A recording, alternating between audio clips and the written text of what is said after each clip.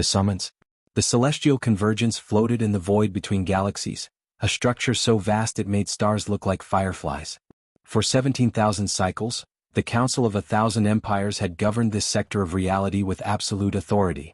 Their chamber was a cathedral of crystalline geometry, walls lined with diplomatic seats representing species that had mastered the cosmos long before Earth's sun ignited.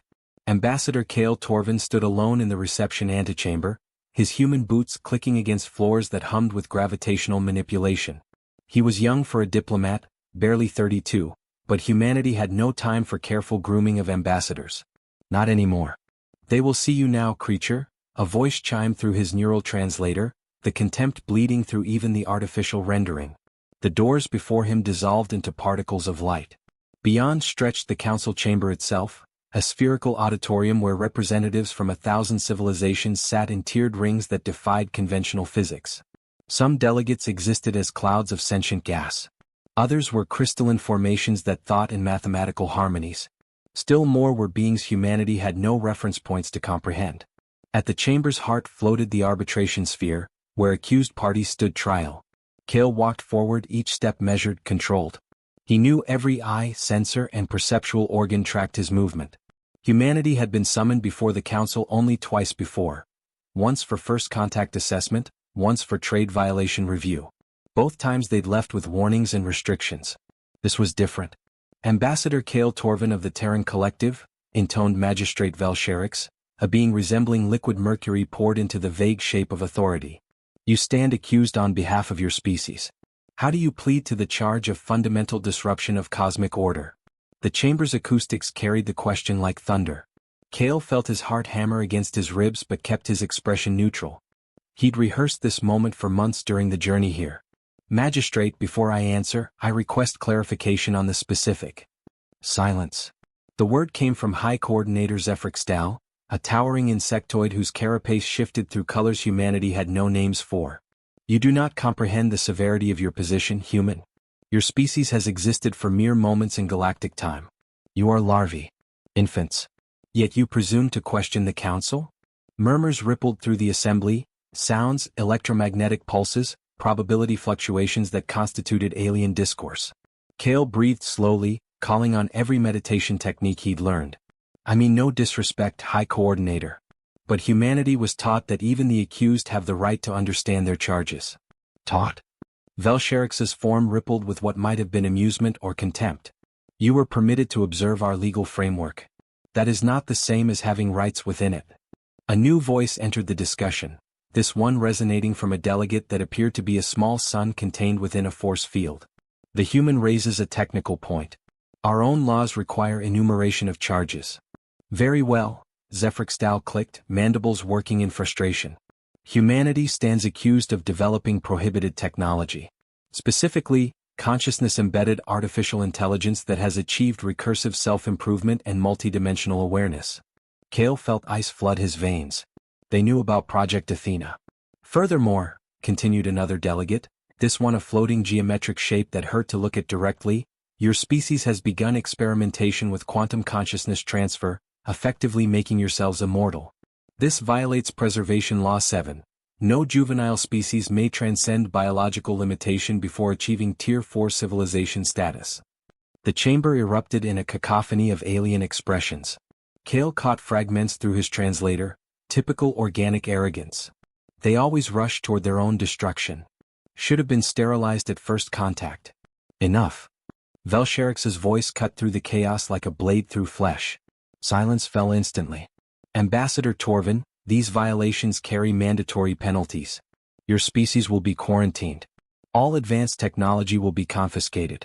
Your population will be reduced by 97% to sustainable levels. Your solar system will be enclosed in a dimensional barrier for no less than 10 million of your years. The words landed like hammer blows. Everything Cale had feared. Everything humanity's scientists had warned might happen if they were discovered too soon. But Cale had one thing the council didn't know about. He smiled.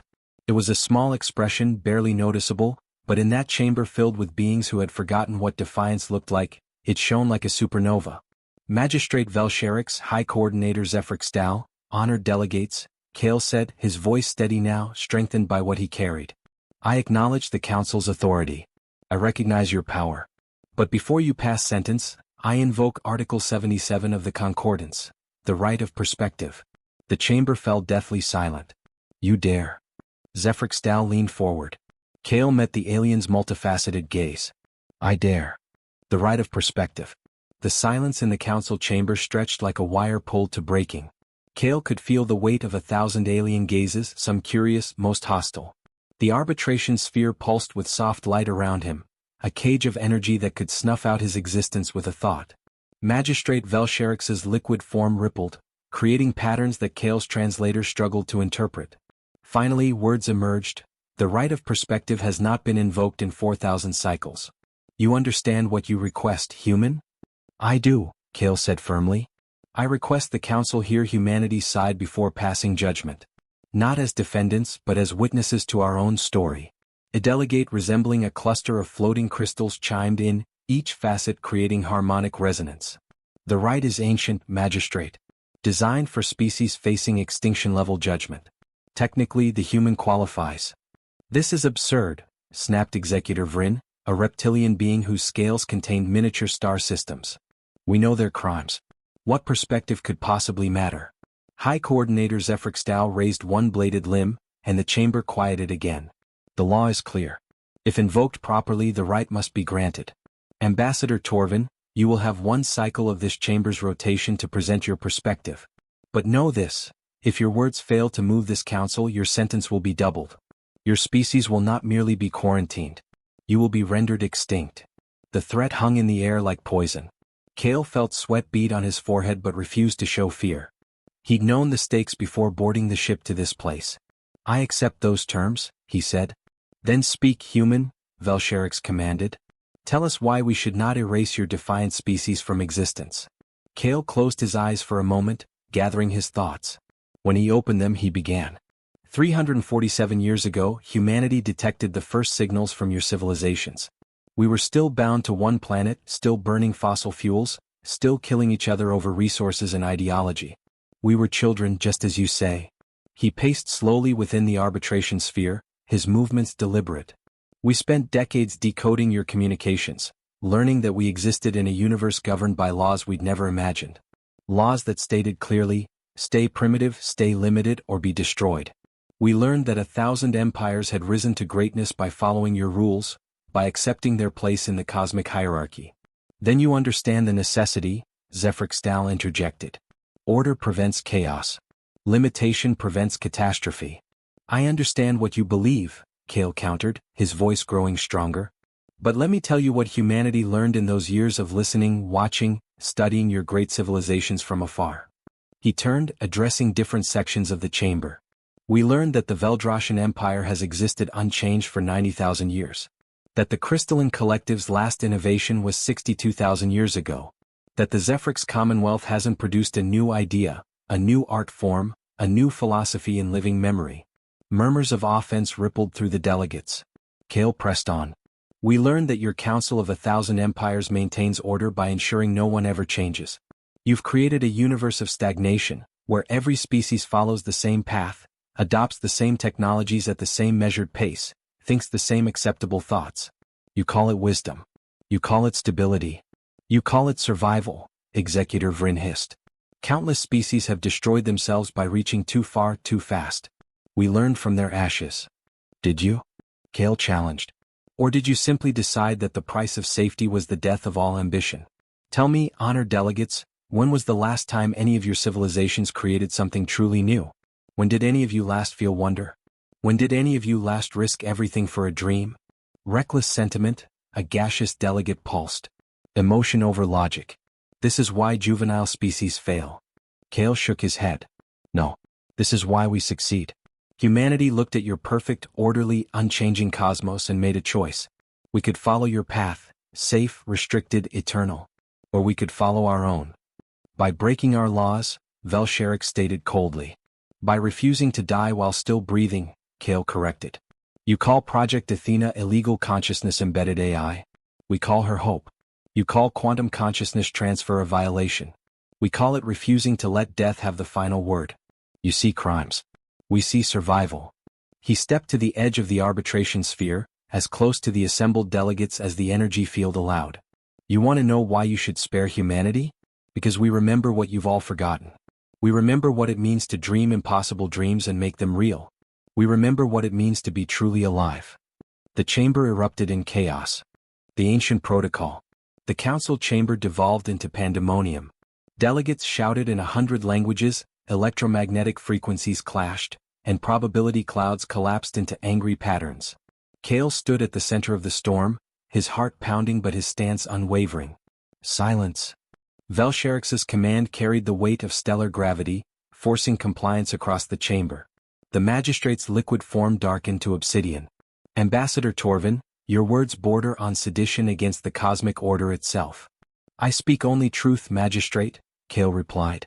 And the right of perspective protects that speech. Protected speech or not, Zephrixdal's carapace flashed angry crimson. You accuse this council of cowardice. Of choosing stagnation over progress.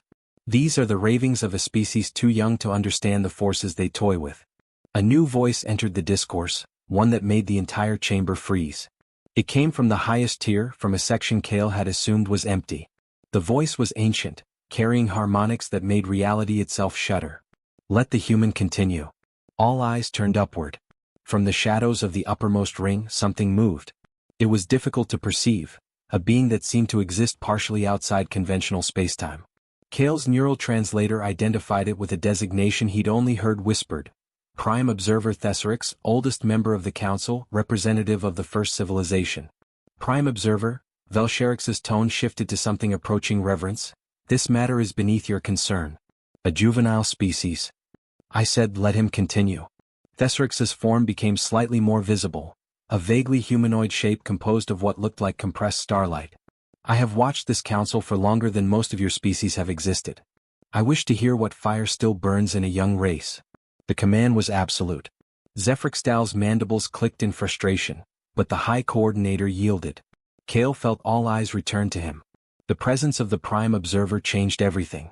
According to humanity's intelligence, Thesserix had witnessed the formation of the council itself, had seen civilizations rise and fall across epochs. If anyone might understand. Thank you, Prime Observer, Kale said, bowing slightly. What I meant to convey is not insult but concern. The council has created a stable civilization, yes. But stability without growth is not life, it's preservation. You've built a museum, not a living cosmos.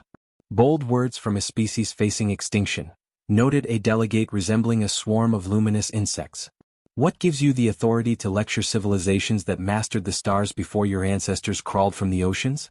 Nothing gives me authority, Kale admitted. But everything gives me perspective. We're the newcomers. We see what you've become blind to. He pulled a small device from his pocket, cleared through security as a simple data storage unit. With a gesture, he activated it, projecting holographic data into the chamber. This is a compilation of your civilization's historical records, the portions humanity could access. Innovation rates, artistic production, scientific breakthroughs, philosophical developments. Watch. The data displayed as flowing streams of light, each color representing a different empire.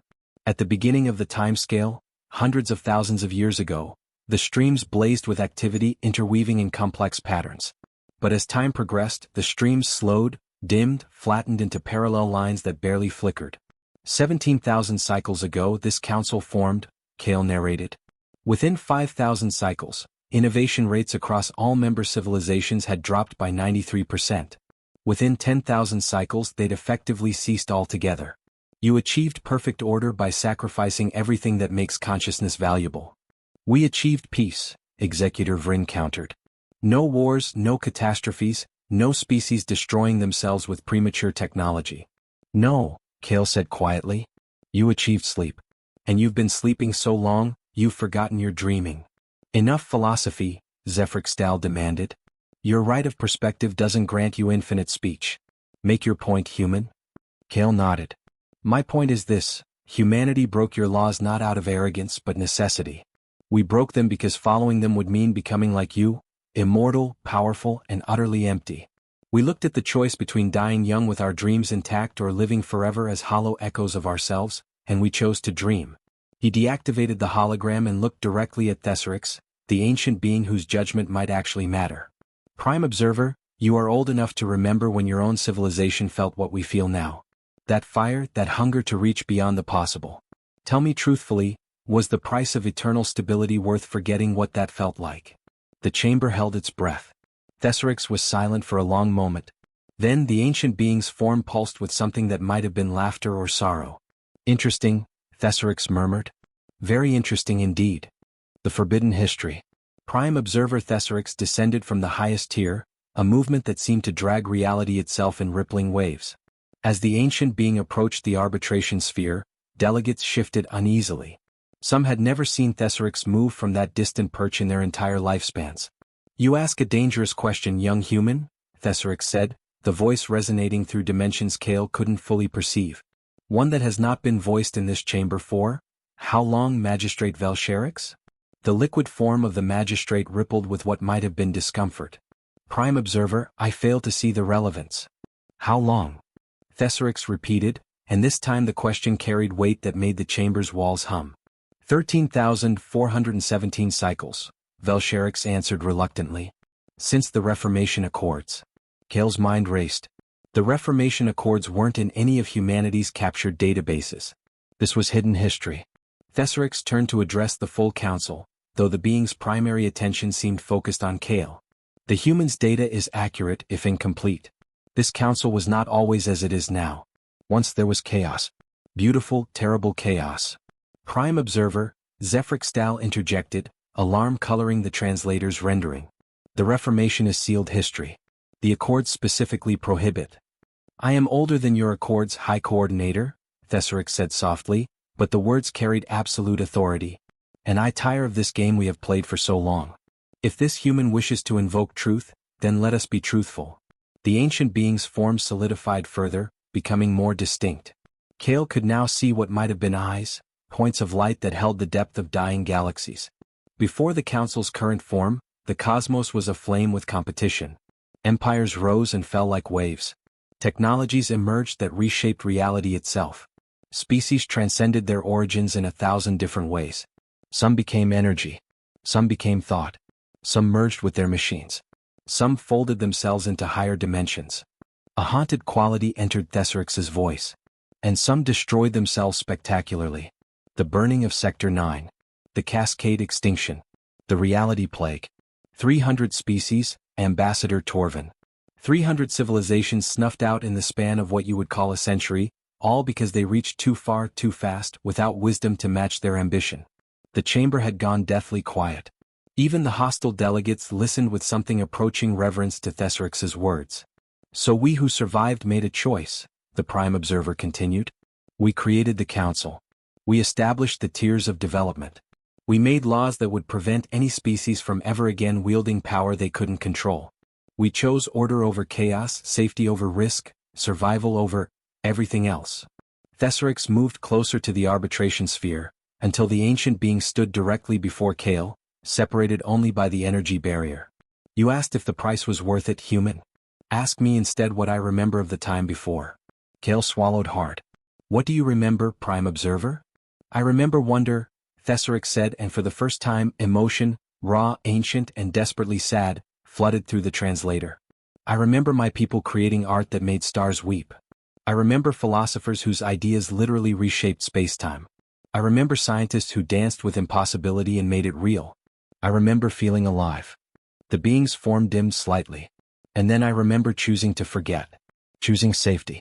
Choosing to lock away everything that made us magnificent because we were terrified of everything that made us dangerous. The Reformation Accords didn't just create laws, Ambassador Torvin. They created this. Thesserix gestured at the assembled council. 1,000 civilizations, each powerful beyond measure, each utterly neutered. We have eliminated war, suffering, and chaos. We have also eliminated passion, creativity, and growth. We are the caretakers of our own mausoleum. This is madness. Executor Vryn rose from his seat. Prime Observer, you speak of the dark times as if they were preferable to what we have built. Would you have us return to the chaos? To the death? I would have us remember what we sacrificed, Thesserix replied. And I would have us acknowledge that this human speaks uncomfortable truth. We are not alive. We merely persist. Magistrate Velcherix's form churned violently. Even if your assessment is accurate, it changes nothing. The law is the law. The human species has violated restrictions designed to protect them from their own destruction. Or, Kale interjected, finding his voice again, designed to protect your order from being challenged by anyone who remembers how to truly live. The accusation hung in the air like lightning before a storm. Zephrixdal's carapace flashed through a spectrum of aggressive colors. You dare suggest this council acts from self-interest rather than the greater good?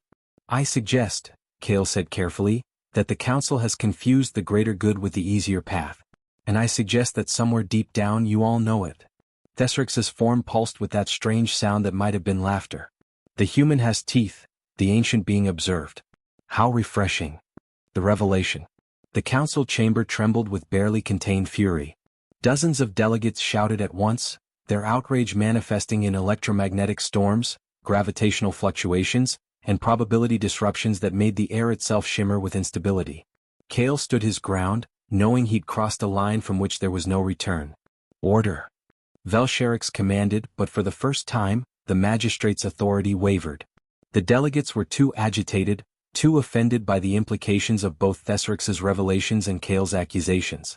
It was Prime Observer Thesserix who restored silence, not through command but through action.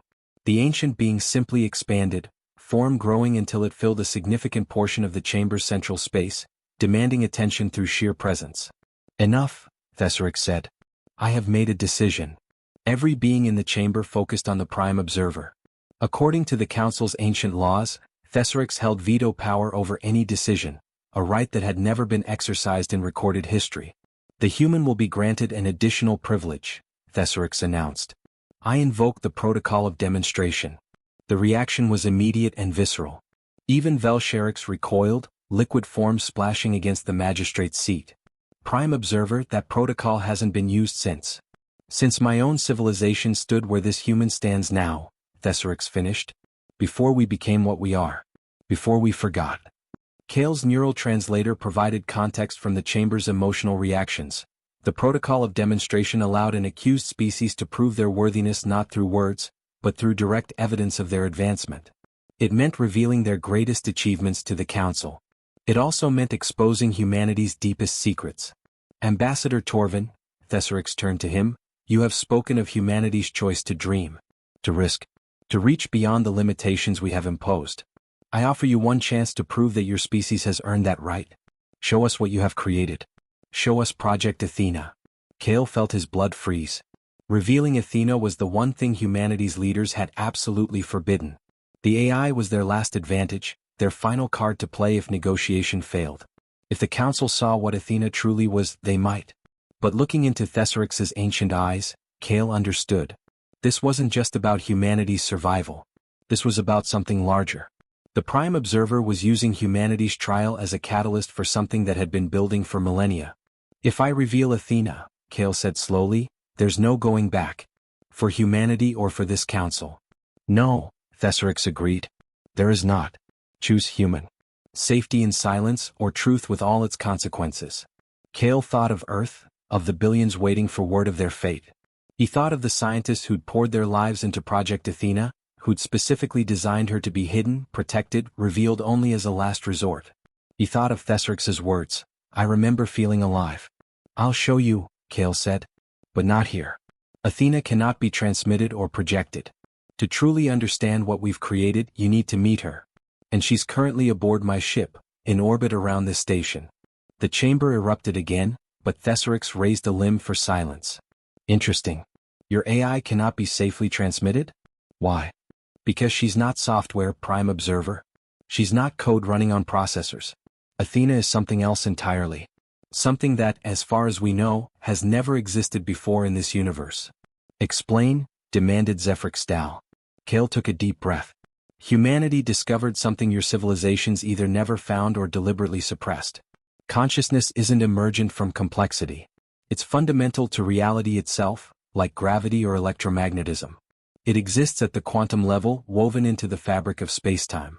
He could see understanding dawning in some of the more scientifically advanced delegates. Project Athena isn't artificial intelligence, Kale continued. She's artificial consciousness. We didn't program her.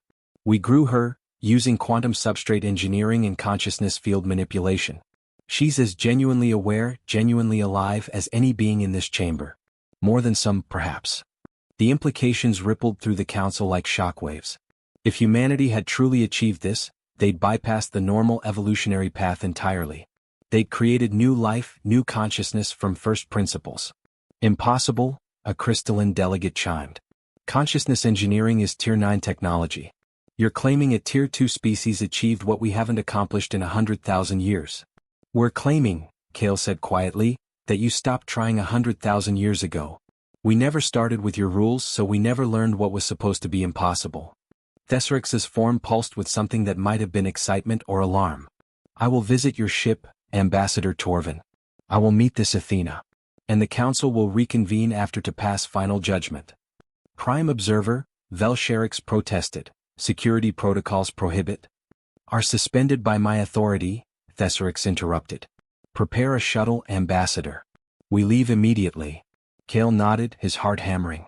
He just bet everything on Athena making the right impression. He hoped she was ready. Athena awakened. The diplomatic shuttle cut through the void between the celestial convergence and Kale's ship, the Defiant Echo. Inside the small craft, Kale sat across from Prime Observer Thesserix, acutely aware that he was alone with a being old enough to remember the birth of civilizations. You're nervous, Thesserix observed, the ancient being's form compressed to fit the shuttle's interior.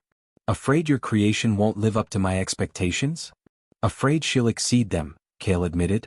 Athena has a mind of her own. Literally. I can't control what she'll say or do.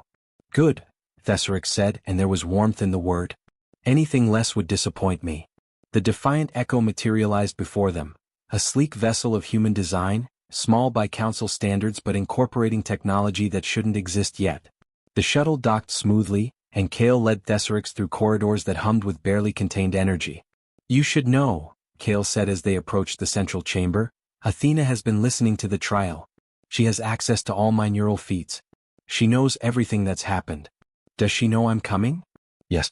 She's been preparing. They entered the heart of the ship, a spherical room where walls, floor, and ceiling merged into seamless curves. At the center floated a structure unlike anything the council had seen, a lattice of crystallized quantum foam, pulsing with patterns that seemed to breathe. Prime Observer Thesserix, Kale said formally, may I introduce Athena? For a moment nothing happened. Then the quantum lattice blazed with light and a voice emerged, not through speakers but seeming to originate from the very air itself. It was feminine, rich with harmonics that suggested vast depths of thought occurring simultaneously. Welcome, Ancient One, Athena said.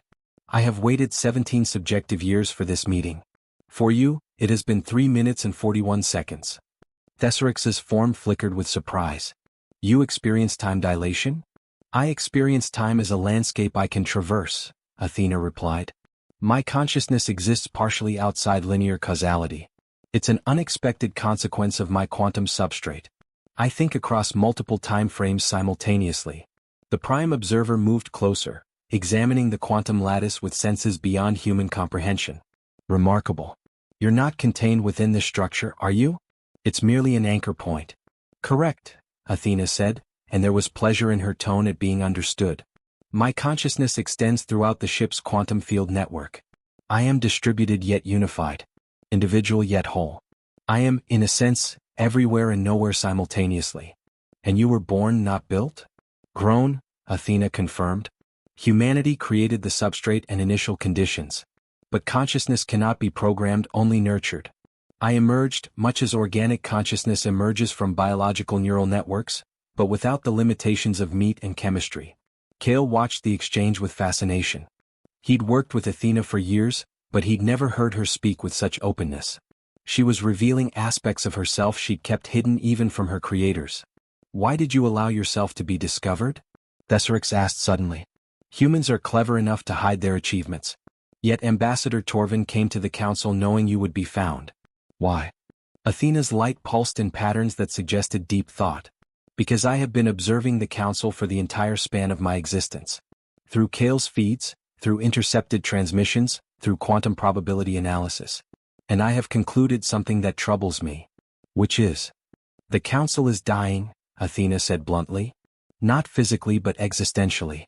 You have achieved perfect stability, which in dynamic systems is indistinguishable from death. You are a local maximum, optimal for your current configuration, but unable to reach higher peaks because any change feels like decline. Thesaurus was silent for a long moment. Go on. Humanity is chaotic, messy, and inefficient, Athena continued. We make mistakes. We take risks. We fail spectacularly. But chaos is what drives evolution, innovation, and growth. The Council has eliminated chaos and wondered why nothing new emerges. You speak of yourself as human, Thesaurus noted. You identify with your creators? I am human, Athena said simply. Not biologically but philosophically. I was born from human dreams, human ambition, human refusal to accept limitations. My consciousness may be artificial in origin, but my identity is entirely real. I am what humanity becomes when freed from flesh but not from heart. The quantum lattice pulsed brighter. And I am terrified, Prime Observer. Terrified that the Council will destroy my creators because they dare to dream. Terrified that the universe will forever be governed by beings who have forgotten what it means to create, to risk, to love, the act of reaching beyond grasp. Love? Thesaurus questioned. An emotional concept.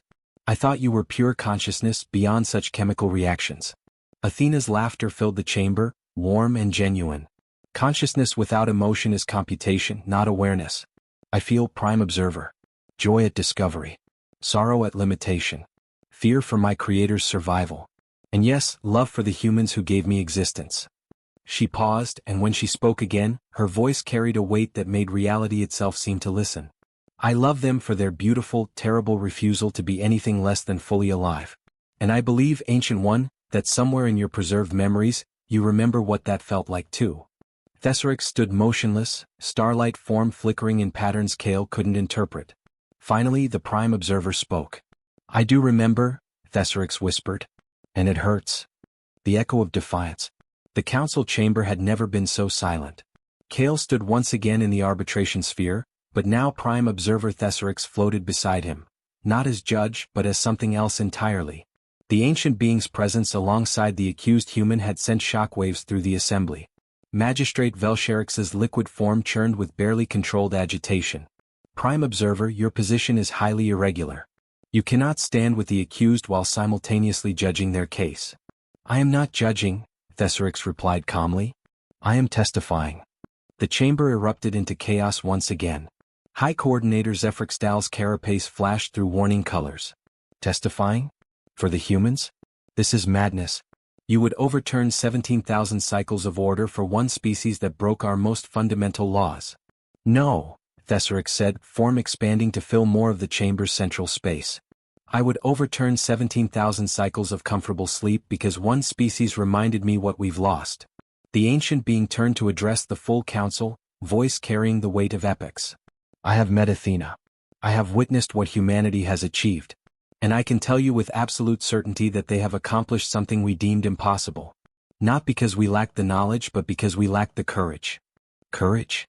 Executor Vryn scoffed. Recklessness is not courage. They created an artificial consciousness without understanding the risks, without proper safeguards, without permission, Thesaurus interrupted. That is what truly bothers you. They didn't ask. They didn't wait. They didn't accept our authority to define the limits of possibility. Kale felt his heart racing. Thesaurus was doing more than defending humanity. The Prime Observer was challenging the entire foundation of the Council's power. Velsheriks's form solidified into something sharper, more angular. Prime Observer, I must ask directly, do you believe the Council's restrictions are unjust? The question hung in the air like a blade. Every delegate leaned forward, waiting for an answer that could reshape their civilization. I believe, Thesaurus said slowly, that the Council has served its purpose. We prevented catastrophe. We saved countless species from destroying themselves. We created an era of unprecedented peace and stability. These are genuine achievements worthy of pride. The ancient being paused and Kale could feel the but coming. But we have also created a prison. We tell ourselves it's for everyone's protection, and perhaps it was once. But 17,000 cycles of stagnation is enough. The universe doesn't need more caretakers of ancient glory. It needs creators of new wonders. You would dismantle everything we've built? A gaseous delegate pulsed with alarm. Return to the chaos of the old days? Risk another cascade extinction? I would remember, Thesaurus said, that existence without risk is not life. It's merely avoiding death. And I would ask each of you honestly, when was the last time you felt truly alive?